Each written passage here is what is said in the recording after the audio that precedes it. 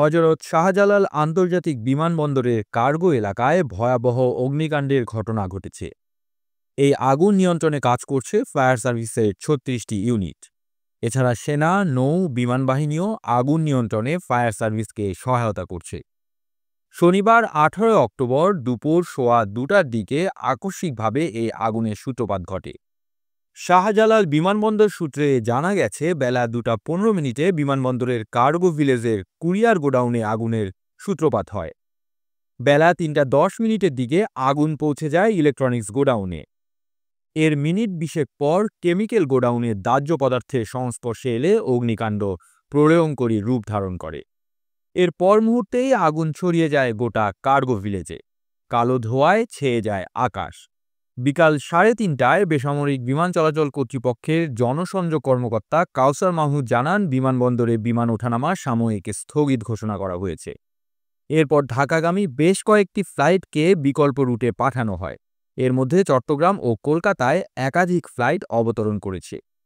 এদিকে ঢাকা থেকে ছেড়ে যাওয়ার অপেক্ষায় থাকা কয়েকটি আন্তর্জাতিক ফ্লাইটও ট্যাক্সিওয়েতে আটকে আছে। বিমানবন্দর সূত্রে জানা গেছে, ঢাকা থেকে কুয়ালালামপুরগামী বাটিক এয়ারের OD 163 ফ্লাইট এবং ঢাকা থেকে মুম্বাইগামী ইন্ডিগোর 6E1116 ফ্লাইট ট্যাক্সিওয়েতে অপেক্ষা করছে। ব্যাংকক থেকে ঢাকাগামী US বাংলা এয়ারলাইন্সের ফ্লাইটটি অবতরণ করেছে চট্টগ্রামে।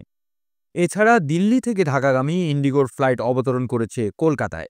শারজা থেকে ঢাকাগামী এয়ার এরাবিয়ার ABY 514 ফ্লাইটটি চট্টগ্রামে অবতরণ করেছে। হংকং থেকে ঢাকাগামী ক্যাথে প্যাসিফিক এয়ারলাইন্সের CPA 049 ফ্লাইটটি শাহজালাল আন্তর্জাতিক বিমানবন্দরে অবতরণ না করতে পেরে চট্টগ্রামের আকাশে গিয়ে চক্কর দিচ্ছে। এছাড়া বিমান বাংলাদেশ এয়ারলাইন্সের সৈয়দপুর থেকে ঢাকাগামী ফ্লাইটটি ঢাকায় অবতরণ না করে চট্টগ্রামে অবতরণ করেছে। একইভাবে US বাংলা এয়ারলাইন্সের চট্টগ্রাম থেকে ঢাকাগামী একটি ফ্লাইট উড্ডয়নের পর পুনরায় চট্টগ্রামে ফিরে গেছে। এদিকে শনিবার বিকাল ৩:৩১ বাংলাদেশ বিমানের BG 340 নম্বর ফ্লাইটটি ৩৯৬ জন যাত্রী নিয়ে সিলেট ওসমানী বিমানবন্দরে অবতরণ করে বলে জানিয়েছে বিমানবন্দরের পরিচালক হাফিজ আহমেদ।